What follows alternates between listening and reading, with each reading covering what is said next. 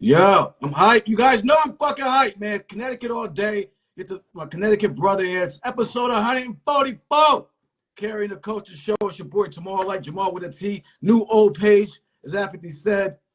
I'm fucking fired up and thinking about this all day. One of the best to grab the fucking mic ever, yo. And I don't toss shit out. I don't just say I know. So, yo, one of the best ever. And I've never told you that, so I want to say that, right? I was like, I gotta tell him that. He's one of the best ever. I appreciate that more than you know, man. It's tough for me. It's tough for me to digest it. It's like one of those things you hear it and you can't fully, you know what I'm saying, digest it. So I appreciate it. You've earned it, yo. You put in, you know, your hip hop stripes have been earned. The notches on the belt have been earned, and it's like you're part of this shit. You're like, you could like not be here tomorrow, but it's gonna be like, yo, this cat left his mark, and you know, as time goes on, for me, I continue to evaluate shit. And as time goes on, I'm like, damn. Like, and for me, like my top 10 and stuff changes. Like motherfuckers are like really bullying their way up the ladder because they're still doing shit. You've been doing this all the time. So salute. Thank you, brother. Thank you, man. I love that, man. I appreciate that so much, man. I love talking to you regardless, even if you're not telling me I'm one of the greatest. Chop it up, man. No, of course. You family, and we have the CT connection, which is very important. We're going to talk about that in a little bit. Yep. If you guys got questions for App, please use the questions feature below. I can try to pull it up and we can see it. We're going to jump around a bit, get a little history, bunch of stuff. Talk Connecticut Casual, too, because that's us all I'm pumping, and I appreciate you for that. So before we get started, I want to say rest in peace to our man Blacastan. I still don't believe that he's gone, but the music is, man, when I put on his joints, I'm like, damn, he's right here. So I was pouring over his photos and stuff yesterday. I was gonna make a post, but to be honest, I just got too emotional, and I'm just tired. I know what I feel in my heart. I know people remember Black, and I'll probably make another post. But I didn't even want to do it, man. It's too taxing to go. You know, that dude was magic. Bottom line, that guy was one of my. And I just watched. I would just watch the video, the summa cum laude that you had posted. And it made me want to go back and watch the whole thing. And it's tough, man. Yeah. And you know, I was just recently at some spots. I shot some videos at. It's just crazy, man. It's just crazy. And also the other thing too, it's crazy when you got somebody who you do that much shit with. You know what I'm saying? Like, we've done so many things. We've been on so many missions. We go so many places. It does a snaps. It does a weird thing where it makes me like depressed in a way where I don't want to go do shit as much. You know what I'm saying? Like my brother, you know, I mean, every time me and Black would go, every time I'd be at DITC studios or these different places, or we went up back in the day, we went to headquarters and we went to, you know, Sirius Satellite. I was out with Black because he would boost my morale. He would make me pumped. It made me feel like a teenager again. You know what I'm saying? Like, we went out, it was just nonstop hip hop. And the silence of when somebody that bright goes away is deafening. And it's like, fuck, man. It's like the ride's over. You know what I'm saying? It's like when the fun's done. You know what I'm saying? And it's just crazy. And there's some shit I just don't want to do, you know, without him there. It's changed a lot of dynamics. Wow. Yeah. No, and he had an impact on a lot of people. And so, like, I didn't know him as well as you did. But the crazy thing is, and like, we've all come across people who we don't maybe necessarily, it's not like you see them every day. But the few times you interact with them personally, you're like, damn, they like move you, right? Like, they like really affect you. Like, you know, Black had me in his house the first time. His wife gave my daughter, you know, gave us some wine, and we're chilling, like, mi casa, su casa, and we was chopping it up and bullshit. And it was like we had hung out for like 20 years before that. You know what I'm saying? Yeah. We started our like friendship, really. I mean, I know who he was and stuff around, heard the name around Hartford, but I had left CT by then. So, but like, it's like he impacted me so much. Like, it's crazy. Like, just that energy, his energy was just, man, like, and you just felt, I guess the perfect way to say it is like, you felt good after your interaction with Blacastan, right? He was charismatic. For people who don't know, he was charismatic, man, on a level that I can't even articulate. The crazy thing is, during his funeral, I was a wreck, bro. I could barely even get through the day. You know, like I didn't go up there and look at the body because I don't want to see that. I don't want to put that in my head. So I was there, but I was in the audience section. You know what I'm saying? I didn't want to look at the body. I didn't want to get that in my head, and I'm glad I did not. Just for me personally. So you're still glad you didn't do it? Yeah. Yeah. I'm super glad I didn't do it. It's not for me personally. I don't want to see that. I don't want to see an alteration of somebody who's not there in that physical shell. That's not the same thing, because, you know, he was so full of life that seeing him like that doesn't make any sense to me, you know. But here's the crazy thing, in the wild shit that I realized. So this guy was one of my best friends. We did everything together. But the magic about Blacastan is he had so many groups of friends who all felt that same way. You know how, like, you ever feel like, that's my best friend. It's almost like you feel entitled, not entitled to them, but you feel some type of, that's like you're my best friend. Like right, exactly. That's my best friend. My best friend. So yeah, and then when at the funeral, I just realized, like, and then seeing people, what's the word to say it? Like, mourn him. It was the people he worked with at the car dealership he worked at. And they were fucked up, like devastated, because he had a work family. He had, you know, the music family. He had all that shit. And everybody was equally fucked up. Yeah. And that was the powerful thing, because it just showed how much his fucking whole energy echoed out and hit so many people. And there were so many different cliques who they're like, wait a minute, that's our best friend. You know what I'm saying? Right. Like we're tight with him like that. Right. And Blacastan is the type where, and this is part of me not remembering everything, but so this is part like an example and part pretty much reality too. We would fly out to LA, and on the plane, you know, I sat in one part, maybe we weren't sitting next to each other. He sit down to next to some fucking old white lady, right? We fly out to LA. I land. They're talking like best friends, and they're exchanging numbers or so, and they're gonna stay in contact. She's like, Iro, so nice talking to you. And I'm like, what the fuck is this guy doing? What just happened? But he was like that, and it was genuine, you know? Yeah. And he was the funniest motherfucker alive. I mean, you know, we talked about shit before, but I think it's important, especially on this time, in this date, around this time, to pay homage. But man, he was the fun. There's no way to explain. You know how you talk to people and they say they're funny?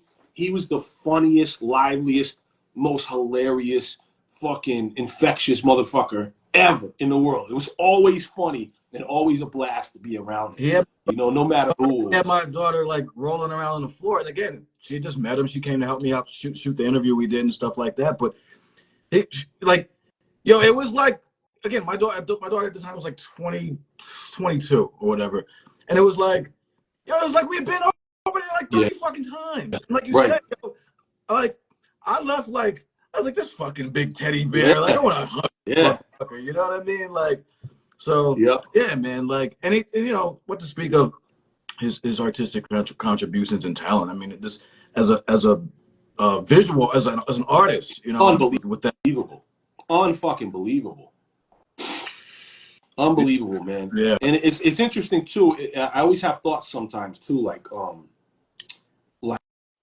you know, he would draw these self-portraits, and I always thought it was crazy that he drew self-portraits that people went on to use to, you know, honor him and pay respect.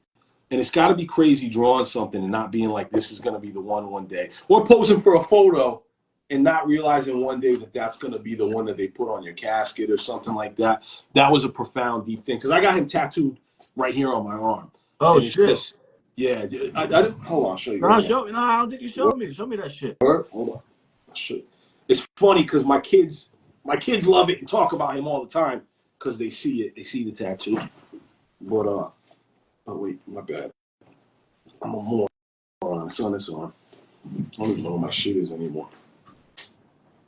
Oh shit! No, I think you did show me that. That's fucking retarded, yeah. Yo. My man, shout out to my man West did that. Wow. Rest in peace. Hold on. Like, yeah. Yeah, that's hype. Yeah, he drew that. That's him. Yeah, You know what I'm saying? He drew that. no, he's nice with it, man. He showed me shit. I'm like, damn, no, like he was crazy with it, man. Oh, Blue Raspberry in the building. Oh shit, what up? We're gonna talk about her too. What up, Blue Raspberry? Sis, I saw you. Congrats on the show with Ray and RZA. That's crazy. Crazy. Yeah, I love Blue Raspberry, man. That's been my family for fucking 20 years. Blue, it's been 20 years now, by the way. 20 years since we first worked together. That's just okay. Well, we're gonna come back to that because I want to get into what I want to get into first is why do you rep Connecticut so hard, man? Because like I'm from CT and you know, like I have my reasons and stuff like that as far as why. And I really didn't appreciate Connecticut. I'll be honest with you. I didn't appreciate Connecticut until I left. And I'm like, oh, like, you know, and I didn't appreciate being geographically where I was, which is a dope ass location. And I didn't appreciate a lot of stuff about it. And so I'm moving back in a couple of years once my daughter graduates high school, which I'm hyped about. Yes, sir, kid. And it's dope because Connecticut's so small, so it's like it can go from anywhere to anywhere. But I'll come check you. But so why do you got it on your knuckle, man? And you've had it on your knuckle for a while. Like, why do you rep CT so hard? I think it's what you said. So growing up, I knew I loved the experience, a lot of the experiences I was having. There was a lot of experiences I was having I didn't love either, you know. And when you're a teenager, especially when you're a hip hop fan, you want to be in New York, you want to be in LA, you want to be somewhere else. You know what I'm saying? You just feel like it's kind of cut off here. But when I started traveling, and you start traveling the world, and I think it's automatic. It's like New York, where guys wanted to rep their borough. It's important. It's important to be all city. You know what I'm saying? It's important to have everybody see who you are and where you're from and what you represent. And I think one of the biggest things that really set it off in me, for me repping it hard, was when I started to tour and do shows, and I realized there's not as many artists who came out of Connecticut who was repping, and I needed to show the world who we are and how important it is of the experience that I had growing up.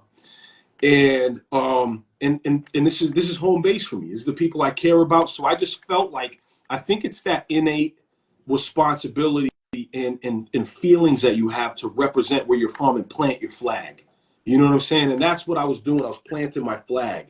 I'm going out to Germany. I got a line where I said I'm in Germany teaching. I'm overseas teaching German kids how to pronounce Connecticut. And I thought it was just always important. And the more that I traveled, the more that I went out, the more that I went to Europe, the more that I went to Los Angeles, the more that I went to Canada, the more that I went to Australia, it became stronger. And I wanted to take it wherever I went. And it's always funny when I'm in a store and, you know, the cashier will be like, oh man, you must love it here. Why do you have Connecticut on your hand? And, you know, I don't get it. If they don't know who I am, I don't get into it. But I just say, I travel all over. I want to take home with me. Even on my wrists, I got 860203, you know, and it was always important for me to let people know how much I love this place. Then, as I'm sure you're feeling, the older we get, the more I'm like, God damn, it's important for me to be here. It's just something in my soul, and it's dope. It's a dope place to represent. There's so many reasons, man. And then the other thing too, I feel like there's some spiritual magnetic draw for me personally. I don't expect anybody else to relate to that. I don't know what that is, but I just feel like when I moved out and when I went different places, I remember living in New York and living in LA and going online and watching Connecticut news because I was homesick, and watching them talk about I-95 in fucking New Haven, and watching them talk about 84 and all these different areas, and the Berlin Turnpike, and watching them talk about, Hartford or East Hartford in the news, and being like, fuck, man, I miss. And then I would go up there to visit when I lived in the city, and I was like, damn, I fucking miss it here, man. I miss this whole area. you know. And now, and it's, I don't want to keep this too long winded. Just flow it, man. Shit. But now, I'm living a different life than I ever lived when I grew up, because when I grew up, I was always in, you know, certain areas. But now as an adult, I got this fucking app on my phone called All Trails. Yep. And I hike now, yep. bro. I'm an avid hiker. I hike almost every day. Wow. So I'm going all over the state, and I'm going into the woods, bro. I got bear spray and shit. I'm ready to meet a black bear. You know what I'm saying? Like, I'm in the woods, man. I got it'll be fucking 28 degrees. I got body warmers. I got multiple layers on. I got all this shit. So Connecticut, and then being along the shoreline in our culture, where you got people who are in certain areas and they're hustlers, and you got, you know, girls who are you know, got bartender jobs, and then you got the guys who are the fishermen along the shorelines. You know what I'm saying? The blue collar fishermen. All this, the way we talk, the way we say certain things. I'm just in love with it, man. I'm head over heels in love with Connecticut. Yeah. That's dope, and I appreciate you explaining and sharing that way. And a lot of things that you said resonated with me. Like I watch Connecticut news right now. Like, you know, and I watch it right now on my fucking, you know, TV joint, and you know, it's I really appreciate you sharing all that. One thing that's for me, why it's important to me. I thought you were gonna say this too, but like you said, not a lot of people really rep it. Like, when people actually do come out of Connecticut, they kind of downplay that they're from CT. Crazy. To be honest with you, in the past, right? So, but the other thing is, yo, nobody gives a shit, right? New York don't fuck with us. Jersey, you know what I mean? Like, I have more in common with Jersey cats because they get shit on by, and they're right across the river. Like nobody fucks with us, yo. They think everybody's rich and paid, right? So it's like, if somebody is nice from CT and they come out of there, you better believe they're fucking nice, yo. Because right. Like, you gotta, like, I mean, for us, like, talked about it before, like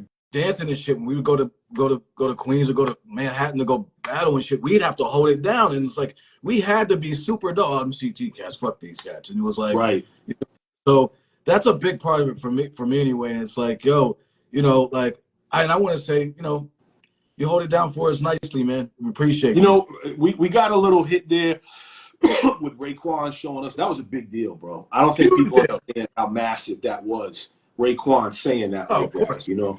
I mean, that was major. I think here's the thing: there's a lot of dudes who are real dudes who know what it is. You know what I'm saying? They've been to Bridgeport, they've been in New Haven, they've been in New Britain, they've been to Hartford, they've been at, you know, these areas, Waterbury. They know what it is. You know? And shout out to those guys. But for those that slept, whatever. They find out when they come, though. You know what I'm saying? Oh, they fucking find out, bro. People sleep. That's the most hilarious, rewarding part.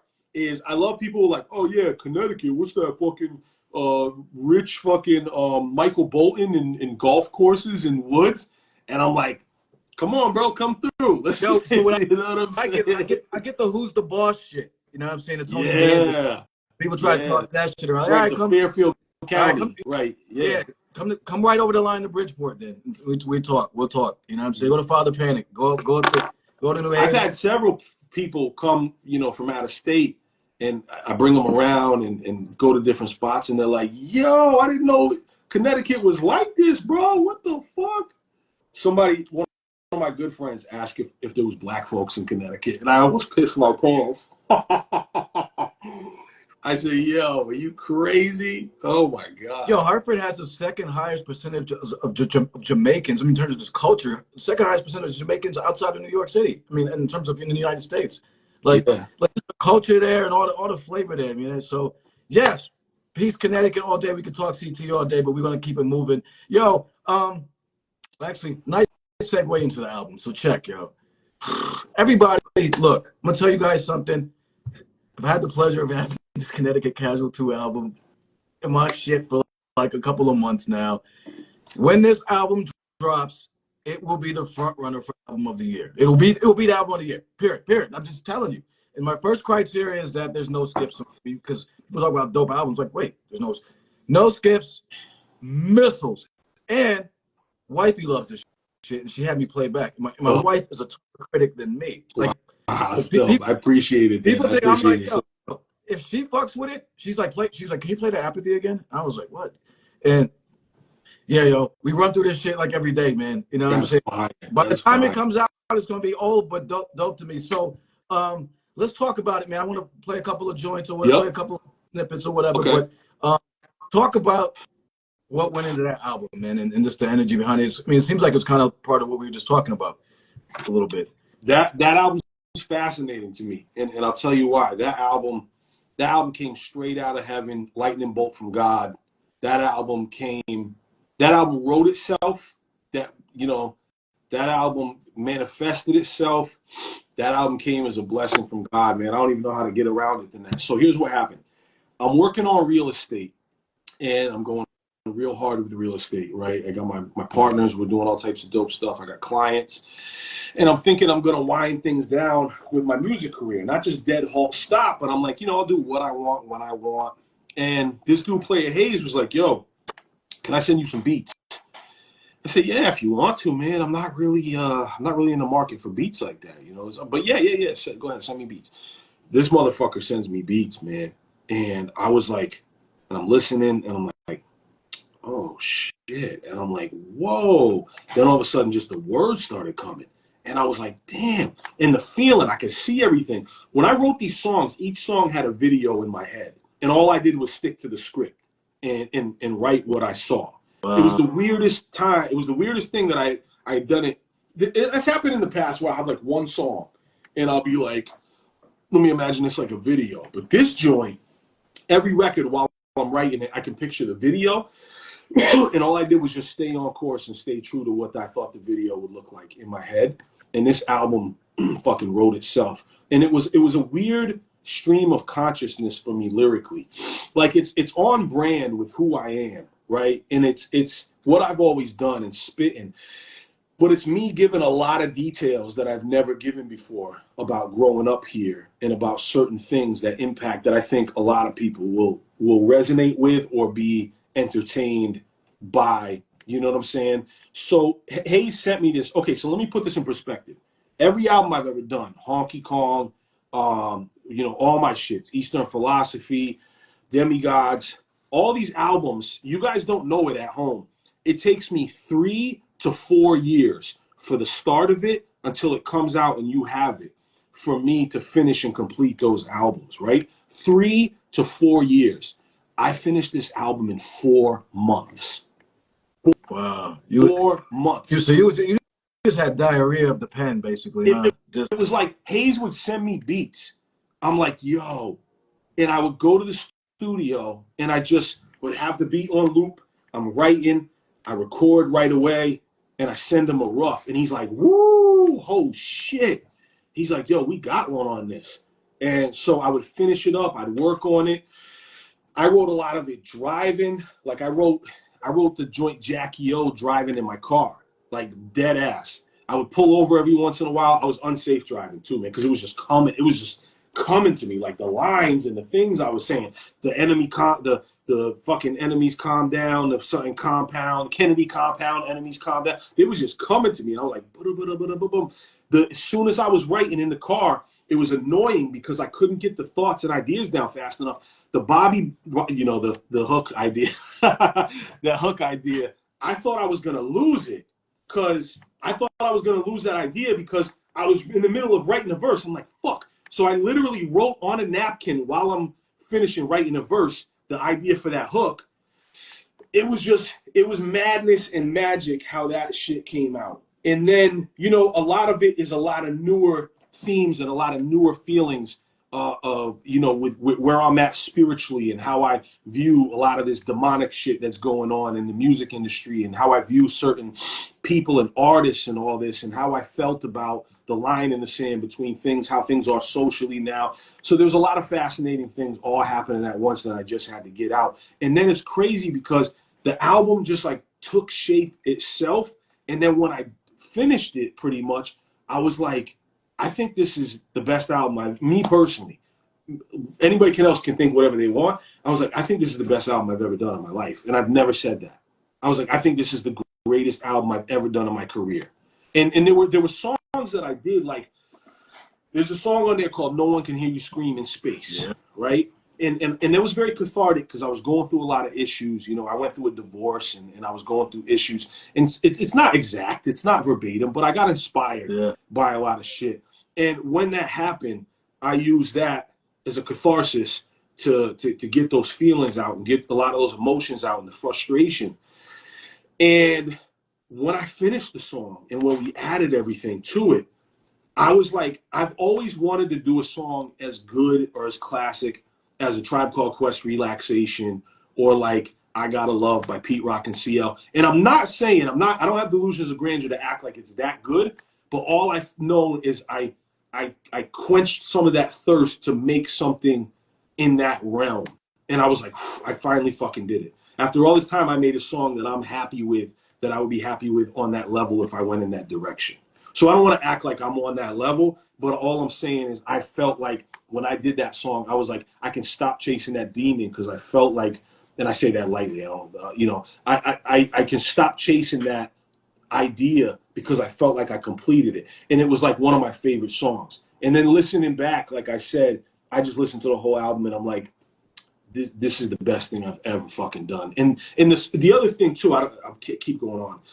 The other interesting thing too is this whole sound is the sound I've always wanted to make. I appreciate what the fans signed on for originally, right? I understand that there's certain sounds. There's Army of the Pharaoh sounds. There's Demigod sounds. There's our old battle rap, boom bappy sound. But this sound of the jazzy, fly, smooth shit is what makes me the happiest. And I finally just let the floodgates open and said, this is me. This is where I'm from. This is what it sounds like where we're from. And I just felt like I finally, after 30 fucking years, am like, this is dope. This is what I wanted to been doing since day one.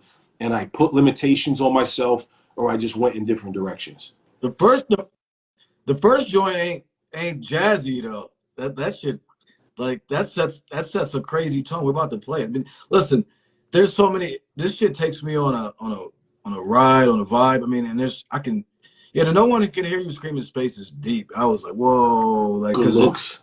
I was like, I was right there with you at that time in terms of just, like when I heard that, I'm like, oh, okay. And this took me back to my divorce and shit. I'm like, yeah, like right. It's tough. There's a lot of complex emotions to unpack. Right. Like, and just confusion and just, Before you play that, I want to say that our generation, me and you, I really appreciate noticing and being present for the maturation that we have from young knuckleheads to grown men going through life and seeing us experience that. It's fascinating. It's dope. I think it's really dope to see. Yeah, no, I think about that all the time. I mean, some people didn't mature and grow. True, that's facts. That's huge facts. So like, yeah, but I actually, I hang out with friends sometimes that when I hung out with them, I'm like, the trajectory was downhill. You know what I mean? Yeah, bro, absolutely. Kids and I'm like, damn, all right, it's we made it through the mud. I'm gonna set it off with with the first joint though, because this is what gets. Yeah, hold on. Whoa, yeah, fucking. Oh, when you dropping this shit, man? Audio. It's gonna look like April now. It's looking like April. Audio. April. All right. Well. Also continue the Connecticut tradition.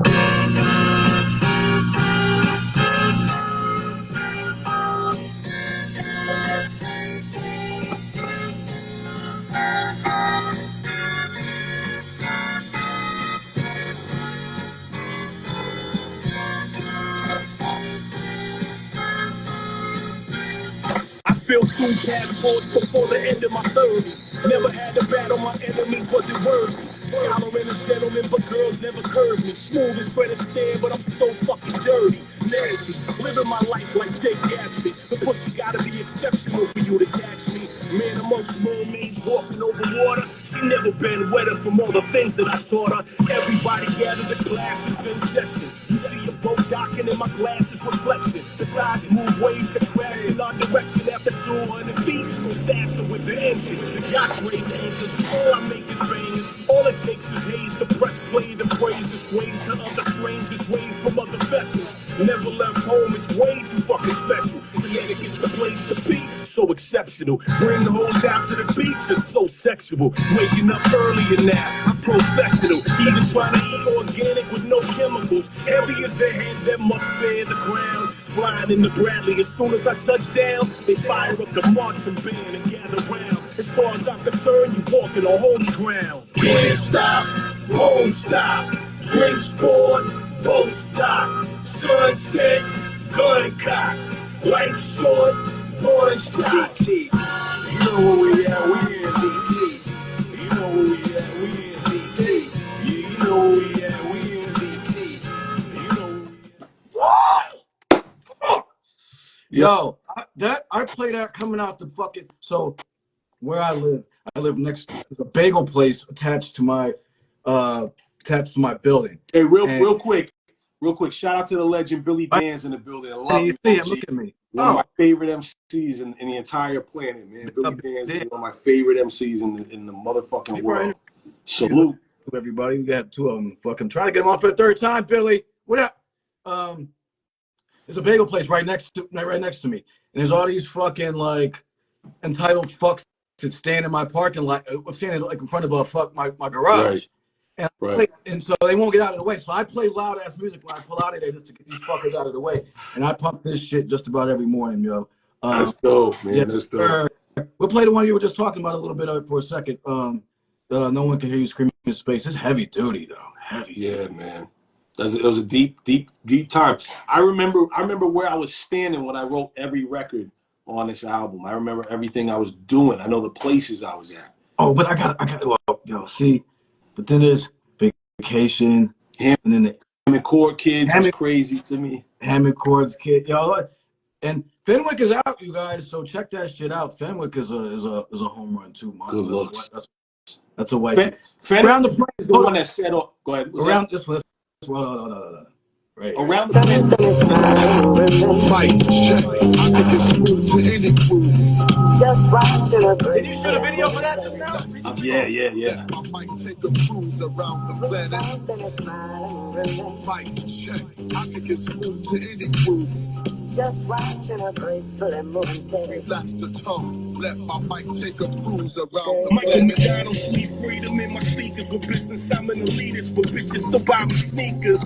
Cause I'm about 24 centimeters aptitude of a genius. So guess who hitting the deepest? Sailboats at dawn, a manicured lawn. A Barry Manilow song, man, I could go on. I'm Tony Danza when he moved out the Fairfield. 87 nights telling friends how the air feel. Pointing on the back road. Slowly. My frequency is holy, now the devil can't control me. I radiate charisma, I'm working on my karma. Getting in that cardio, then roasting in that sauna. Moving molecules with the words I choose. We paraglide at sunset for the birds I views. I make peace with the Lord, exterminated my demons. Now I'm all city, all star, all seasons. Yori on that jail bus, smuggling a stale Dutch. Will I be? If I play too much music, they'll fucking it's not even copyrighted music. It's just like you play too much music at all, they come in quick. Yeah, Instagram's been doing fuck shit with me too. They shut me down. They're like, all right, you've been on here too long, and they just shut off my shit. And I'm like, damn, bro, what the fuck? Doing something too much. If you do it too much, like if you post emojis, the same emoji too much, they flagging you, son. Like it's wild. Damn, yo, it's already 9:30. Fucking. So you said April. Listen, everybody, I keep telling you, and I wish I could just stand on a pulpit and play this. I can't. You will be very upset. This shit is fire. When it drops, it will be the front runner for album of the year. Period. Like whenever you drop it, that's the one. And it shows your evolution because it's crazy, right? You're from Willimantic, right? Yeah. Well, I was born in Willimantic, and I moved all around. I never lived. My parents were teenagers when they had me. They were all fucked up. And I never lived in one place longer than 2 years. Like we moved around constantly, you know. So, but Willimantic is where I'm from. That's where all my family was. So we ended up coming back there all the time and being there all the time. Right. So, right. And so I worked out there. I worked at the Eblins out there for a couple. Eblins, bro, at the Eastbrook Mall. Eastbrook Mall, and it was grimy as fuck. And I'm like, what's good out here? Like I was like, weed gates out here and shit. I'm like, what is going on? At the front, I was like, I'm seeing like hookers over by the It was wild, yo. It was wild, and I was like, I always do the knowledge. I'm like 15,000 people, like or whatever. Like I'm like, We had what is going on? we had the highest Puerto Ricans per capita, I think, in the United States per capita.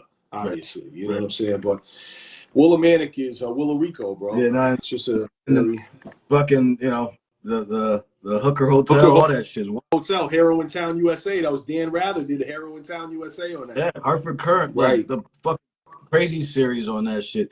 So let's keep it moving. Unfortunately, we gotta keep it going along, yo. So producing, I slept on the production. You probably produced joints that I didn't even know you did. And then I saw the joint with Blue Raspberry. I'm like, yo, what? Like she's like, yo, yeah, the winter, I think the winter time or some, yo, like,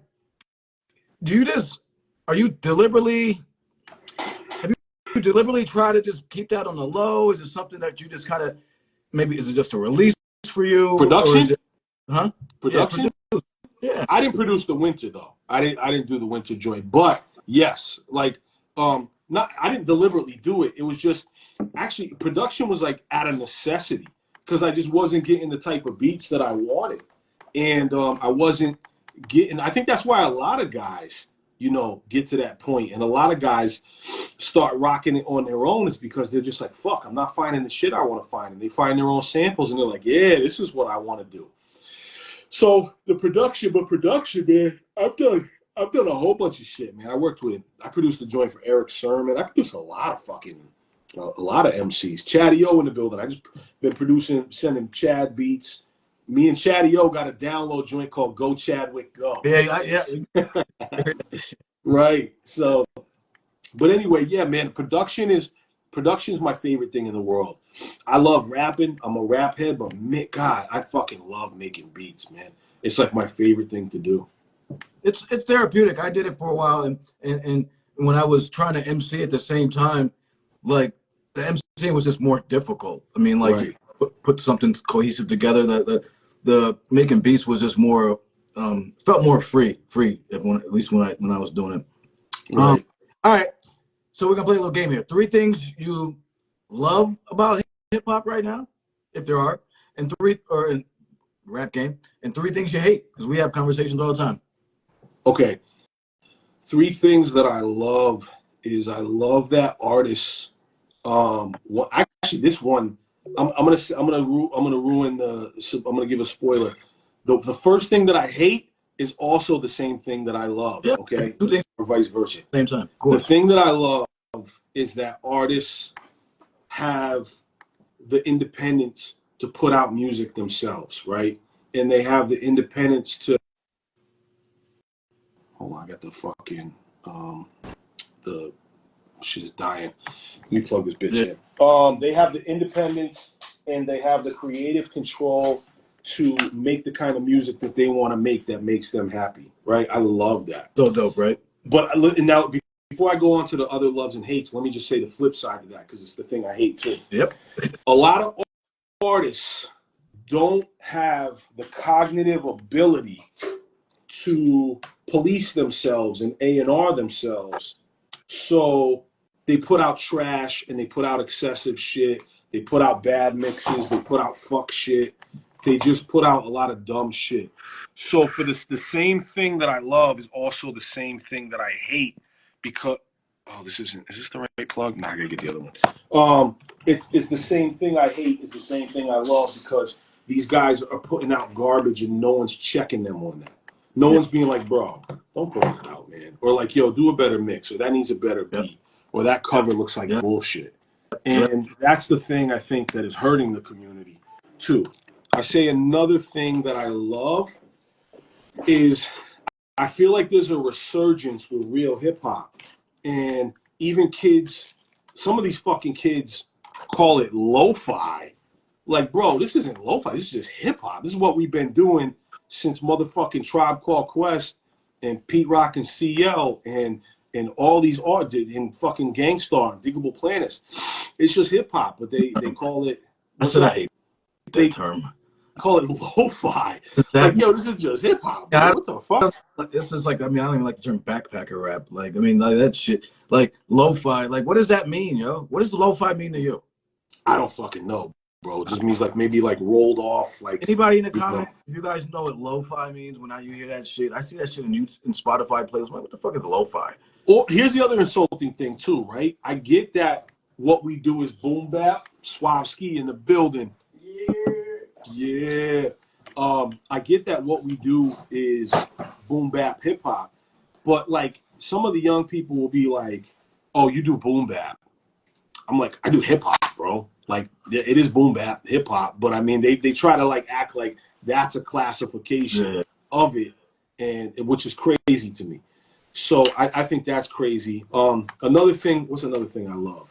You said, wait, the fact that we can do whatever we want right now, and then what was the second thing that you love? Oh, that there's a resurgence in people loving real hip hop. Okay, and then the third. Right?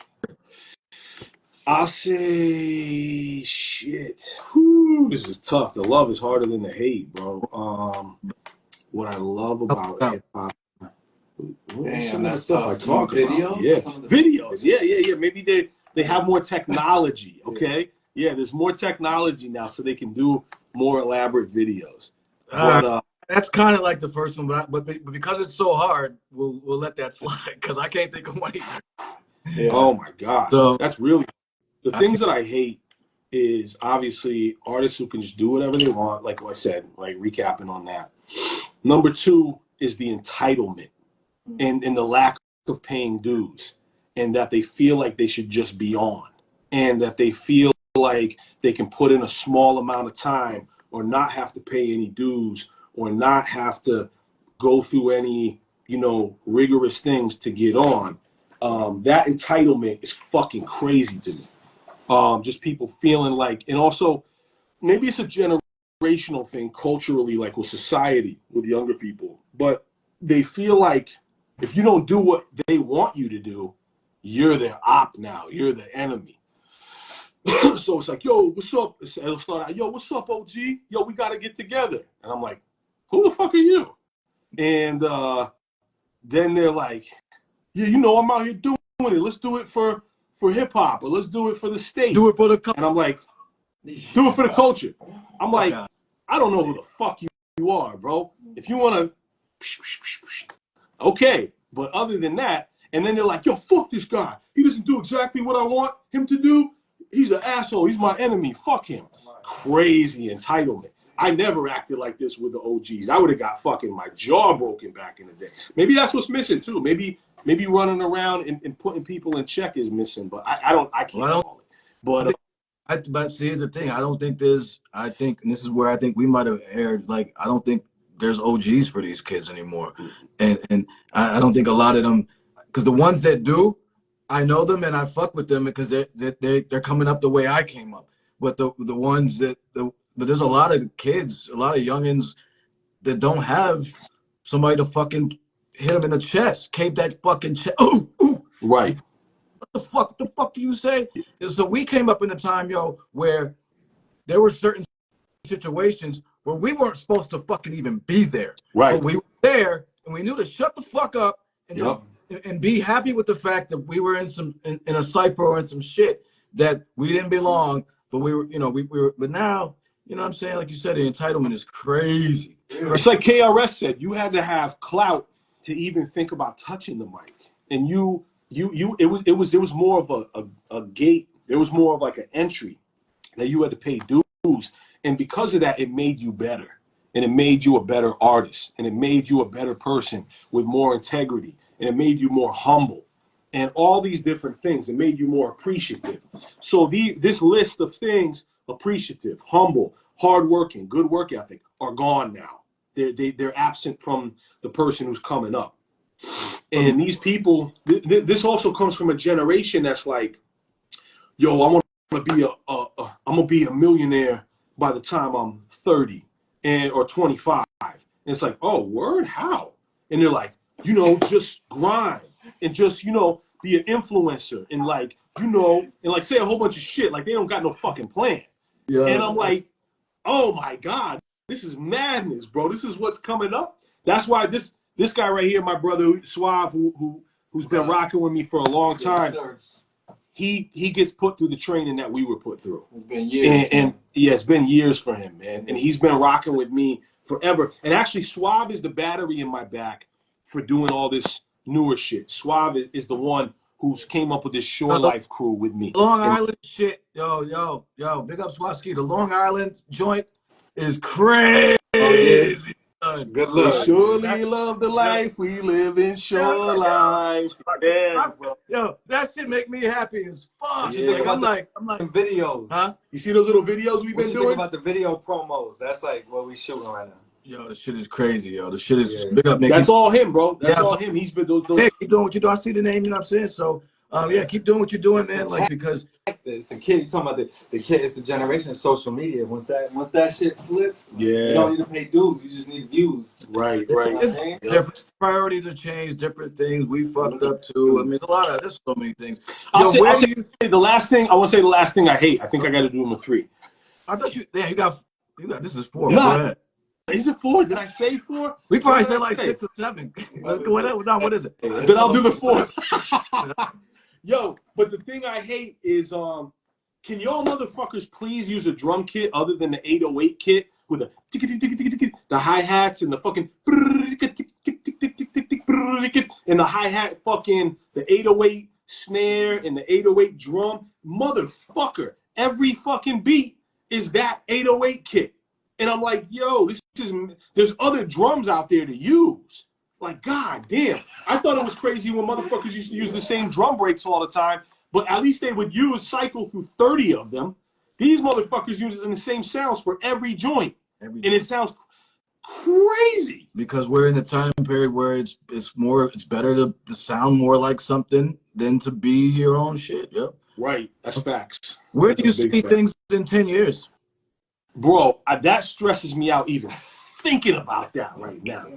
Like, here's the thing. Here's what I realized. I need to let the fuck go of any idea of thinking where things are gonna go. Because I think tomorrow, you couldn't. If you asked me 4 years ago what things were gonna be like, and I knew it was like what it is now, I would have lost my mind. My pussy pink, my pussy pink, my booty hole brown. Word. Oh man. What's that? What's Grammy winning Roots Picnic fucking. I think these motherfuckers are poisonous pieces of shit who are winning all these fucking things, and it's so. And here's the thing. Here's the disconnect. What I don't understand, like, there's people who have regular jobs. They're intelligent, right? And there's a disconnect where you listen to a song and they drive in their car. They listen to this. They'll be in work and they'll be like, yes, sir, I can allocate the funds for blah, blah, blah, blah, on the fiduciary responsibility, blah, blah, blah, blah. And they'll be like, I get the dough. Yeah. And I'm like, this sounds like lobotomy rap. This straight up sounds like you had a tool poked in your brain. They swiped it up a little bit and they're like, I am all about the cash. And it's all about getting money, being fucked up, bitches. It's bonkers to me. And there's no variety either. Drugs, right. I mean, being fucked up. Because, to play devil's advocate, we got 8 minutes left, but to play devil's advocate, we'll hear, your music had drugs and shit like that. But, like, here's the thing. Even the street rap that we grew up on was lyrically good. The music right. The music was fucking good. So you may not even like the lyrics. Like, so it's like the content here, it's all bad. And you know what I'm saying? It's all bad. It's not just and everybody sounds alike and everybody sounds the same. But here's the thing, Planet Asia said it to me perfectly. He said, yo, when we came up, because I thought Big Daddy Kane lived in a fucking castle in clouds in a palace and shit. He's like not everybody rapped. He's right. Like, you didn't just rap. Like that wasn't common to everybody. Now everybody fucking rhymes, yo. Everybody raps or tries to rap, and it's a common thing. And it's two people think it's so easy to do it, and and so you got elite shit getting mixed in with bullshit.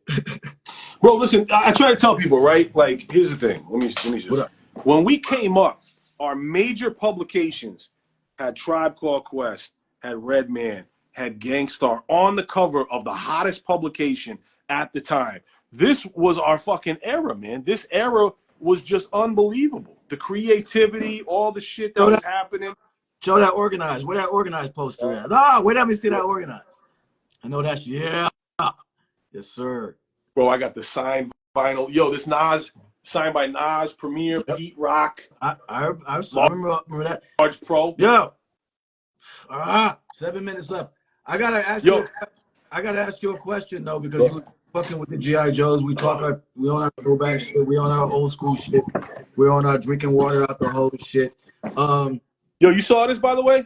Yes, sir. I was on the live when it was built. They was building that shit, yo. That shit's crazy. Woo. That shit's GI Joe versus Transformers.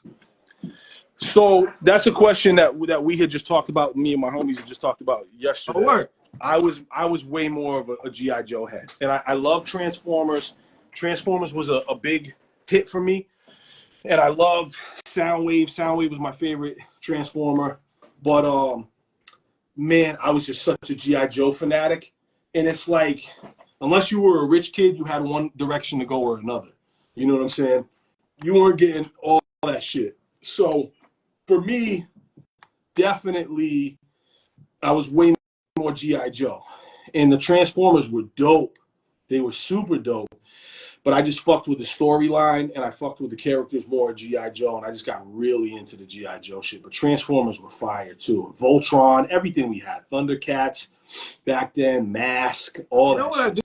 I do think was whack though, as far as the actual toy itself. He-Man was whack to me. The mobility on He-Man was like, you know what I'm saying? They were just like they were all built on the same mold. You know what I mean? Like like short, little, stocky, stupid bodybuilder. Yeah. But you know, the crazy thing is when I had a couple He-Man and it was dope to me, and I was charged to get them out of the package, I was only like 5 years old, so I'm like a fucking 5-year-old. What do I know? I'll fucking play with a fucking stick with stupid fucking arms hanging off it. You know what I'm saying? Yeah, that's right. So I forget you're a couple years younger than me. So I'm like 44 right, okay. now. I'll be 48 soon. Shit. Yeah. Shout out to our generation. Yeah. You know what it is, man. You know what? It's like fucking our shit is special. And I always say like, yo, our cartoons were better. Our TV shows, our commercials, our toys, our every genre of music was fucking dope. Like, you know what I mean? The 80s were absolute perfect magic, bro. It was the best time period in human history. The 80s. Kung Fu theater. I mean, this like the illest shit, and you know, I mean, yo, you remember being a Connecticut head? I don't remember if it was WTXX or if it was Channel 61, but on Sundays they used to show a horror movie. It was called Spine Tinglers. Remember that shit? Spine Tinglers. That was Channel 20, B. Channel 20. That's right, Channel 20, Spine Tinglers. Oh my God. That was Channel 20. That shit. You know what I'm saying? Was I mean, fire. and here's another thing, just going back to CT shit real quick, this makes our shit unique. We had fucking Highlight, fam. Highlight, Milford Highlight. Milford Highlight, Bridgeport Highlight, and Hartford Highlight, like fucking unique ass sport. Yo, real like quick, you know what I loved? What I used to watch with my grandpa was roller derby, the girls, where they would fuck each other up and hit. They were gnarly too. It wasn't like no safe shit like now. They were wild to each other. Old school roller derby. I mean, $6 Million Man. Everything. Bro, everything. We got to get out of here. Right, listen, we're going live with the people say the hip hop culture in a couple of minutes, and we're gonna break down. It's called Under the Radar. We play joints that you might not have heard. It's gonna be dope. But yo, everybody, Connecticut Casual 2, when it drops, April, whenever, May, June, July, whatever the fuck. This shit is a whole April. Yo, listen, April, because I love you and appreciate you, brother. I love you too, man. I mean, I hope it's April, but for the people, they need it, man.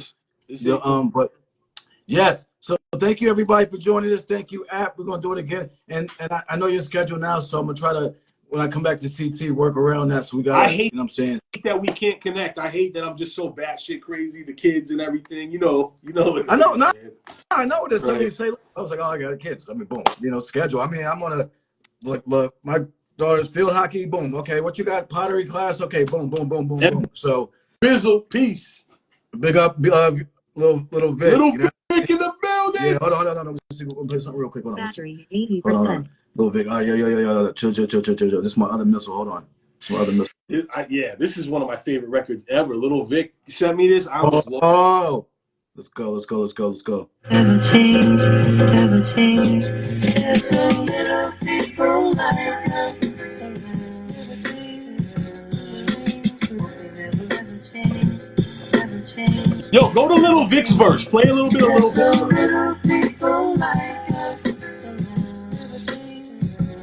I'm 100 times more powerful than last year. 99% positive that this is apps here. Shooting for the sky, putting bullets in the stratosphere. I'm the one that bitches love. I'm the one that rappers fear. I am he who manifests, destined to be running this. King who still fights with. Yo, play a little bit of Little Vic's verse.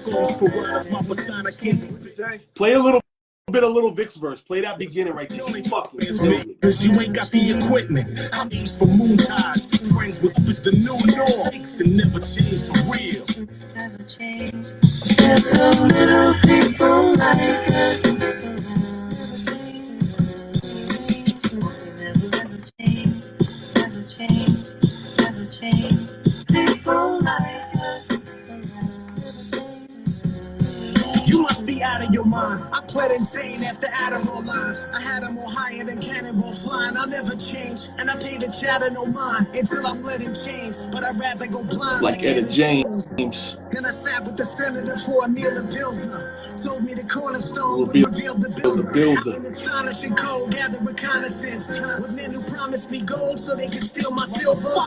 Crazy. Customary thought. You dudes are very soft, terry cloth, alphabet. Boys put my fam in the can like cranberry sauce. Murder like Lansbury, that lands very often.